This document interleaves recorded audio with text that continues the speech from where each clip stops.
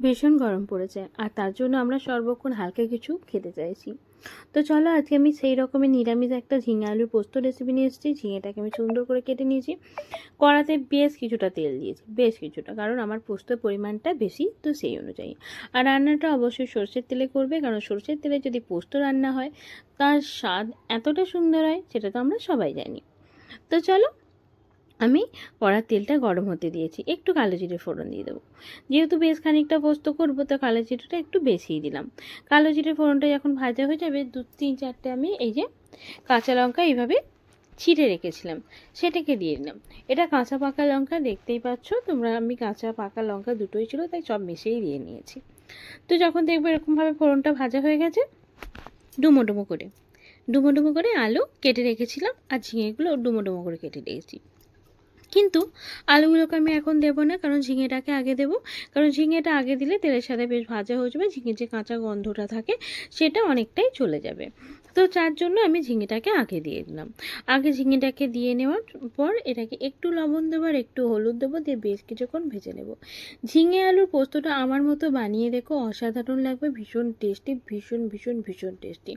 মানে আমি বানানোর পর, আমি রাত্রিবেলা এটা বানিয়েছিলাম, তো আমার বাড়ির সমস্ত লোক, মানে আমার হাজব্যান্ডও, মানে পুরো চেটে পুটে ভাত খেয়েছে, এবং ভাতের পরিমাণটা যেটা খায় তার থেকে অনেকটা বেশি খেয়েছে, আর এই পোস্ত দিয়েই পুরো ভাত খেয়েছে। তার মানে বুঝতেই পারছো কতটা টেস্টি হয়েছিল। তো চলো, আমি ঝিঙেগুলোকে এরকমভাবে বেশ কিছুক্ষণ ভেজে নিয়েছি, দেখতেই পাচ্ছ। যখন দেখবো ভাজা হয়ে গেছে, সেই সময় যে আলুগুলো কেটে রেখেছিলাম সেগুলোকে দিয়ে দিলাম। প্রথমেই বললাম যে পোস্তর পরিমাণটা বেশি করব, তার জন্য তেলটা দিয়েছি একটু বেশি। আর পোস্ততে দেখবে একটু তেল বেশি দিলে তাতেও কিন্তু বেশ ভালো লাগে। তো আলু আমি বেশ কিছুটা নিয়ে নিয়েছি, মানে আমি যেহেতু পোস্তটা বানাচ্ছি একটু, আর আমাদের বাড়িতে পোস্তটা ভীষণ পছন্দ করে আমার হাজব্যান্ড বিশেষ করে। তো আমি যেদিন আমি পোস্ত, ডাল এরকম কিছু খাবার বানাই, আমি সেদিন না ভাতের চালটাও বেশি নিই। তবে যাই হোক, আমি শুধু আজকে পোস্ত দিয়েই রাত্রিবেলা ভাতটা খেয়েছিল আমার হাজব্যান্ড। তো আমি চালটা বেশি নিয়েছিলাম ভাতের, কারণ আমি জানতাম পোস্তর টেস্টটা ভীষণ ভালো হবে। তো তারপরে দেখতে পেলে হলুদ দিয়ে দিলাম, দিয়ে আলুটাকে আর পোস্তটাকে, আলুটাকে আর ঝিঙেটাকে ঢেকে দেবো।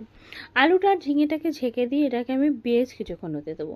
হ্যাঁ, বেশ কিছুক্ষণ গ্যাসের ফ্লেমটা কমিয়ে রেখে ঝিঙে আলু, মানে ঝিঙে আর আলুটাকে আমি পুরোপুরি সিদ্ধ হতে দিয়েছি এই তেলের মধ্যেই, আর ঝিঙে আলুর জলের মধ্যে। এক্সট্রা কিন্তু কোনো জল এই ঝিঙে আলু পোস্ততে ব্যবহার করবে না, তাহলে কিন্তু টেস্টের পুরো 12টা বেজে যাবে। আর এই সময় তো নয়ই, যতক্ষণ না ঝিঙে আলুটাকে সিদ্ধ হচ্ছে, ভালো মতো ভাজা হচ্ছে, ততক্ষণ তো কোনো রকম জল ব্যবহার করবে না। তো তারপরে দেখো, আমি এইভাবে ঢেকে ঢেকে গ্যাসের ফ্লেমটা কমিয়ে রেখে পুরো জলটাকে আমি শুকিয়ে নিয়েছি, আর জলটা যতক্ষণ শুকিয়েছে আলু আর ঝিঙেটা পুরোপুরি সিদ্ধ হয়ে গেছে। তারপরে গ্যাসের ফ্লেমটাকে একটু বাড়িয়ে নেব, বাড়িয়ে নিয়ে এবার আলুটাকে আর ঝিঙেটাকে বেশ ভালো মতো ভেজে নেব। যখন দেখবো জলটা শুকিয়ে গেছে, আলু আর ঝিঙেটা সিদ্ধ হয়ে গেছে, তখনই কিন্তু গ্যাসের ফ্লেমটা বাড়িয়ে নিয়ে আমি বেশ কিছুক্ষণ নেড়ে চেড়ে আমি আলুটাকে আর ঝিঙেটাকে ভালো মতো ভেজে নেব। তারপরে এই যে পোস্তটা আমি বেটে রেখেছিলাম সেটা আমি এখানে দিয়ে নিলাম। পোস্তটা বেটে রেখে দিয়ে নিয়েছি। এই দেখো আমার কড়াটা থেকে উল্টে যাই অবস্থা। তো যাই হোক, তারপরে কোনো রকম সামলে নিয়েছি। তারপরে এই যে আমি খুব সুন্দরভাবে নেড়ে নিয়েছি ঝিঙের আলু পোস্তটা।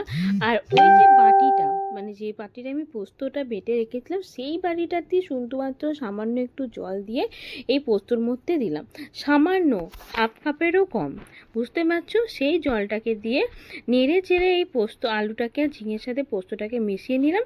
তারপরে উপর দিয়ে সামান্য একটু কাঁচা সরিষার তেল দিলাম। সেই সরিষার তেলটা অপশনাল, তোমরা দিতেও পারো আর নাও দিতে পারো। ব্যাস, পোস্ত কিন্তু আমার রেডি, এতে আর কিচ্ছু দেওয়ার প্রয়োজন নেই। এই পোস্তটা দেওয়ার পর মাত্র 5 মিনিট, 5 মিনিট, কেউ যদি বেশি চাও 7 মিনিট মতো রেখে দিয়ে এরমভাবে নেড়ে চেড়ে হাই ফ্লেমে একটু ভাজা ভাজা করে নেবে। পোস্ত আর আলুটার সাথে মিশিয়ে নিয়ে, মানে পোস্তটাকে আলু আর ঝিঙের সাথে মিশিয়ে নিয়ে একটু ভাজা ভাজা করে নেবে, তাহলেই কিন্তু পোস্ত রেডি।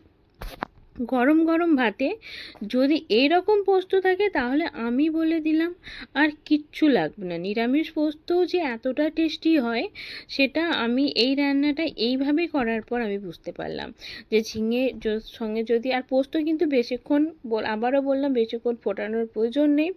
মিশিয়ে নিয়ে 5 মিনিট মতো এরকমভাবে নেড়ে চেড়ে হাই ফ্লেমে নেড়ে চেড়ে মিশিয়ে নেবে, একটু ভাজা ভাজা করে নেবে, ব্যাস তাহলেই রেডি। ব্যাস আজকে এই পর্যন্ত, পরে আবারও একটা রেসিপি তোমাদের সামনে নিয়ে আসবো। দেখতেই পেলে আমি কড়া থেকে কত সুন্দরভাবে এই ঝিঙেটাকে নামিয়ে নিলাম।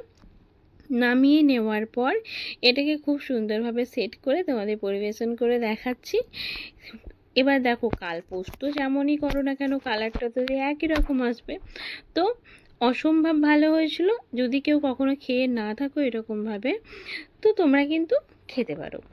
আর আমি একটু লঙ্কা দিয়ে দিলাম ওপরে, যাতে ছবিটা যখন তুলবো না দেখতে বেশ ভালো লাগে, তো তার জন্য। তো যাই হোক, আর কিছু বলার নেই। যদি রান্নাটা ভালো লাগে আবারও বললাম লাইক করো, আর অবশ্যই আমায় ফলো করো।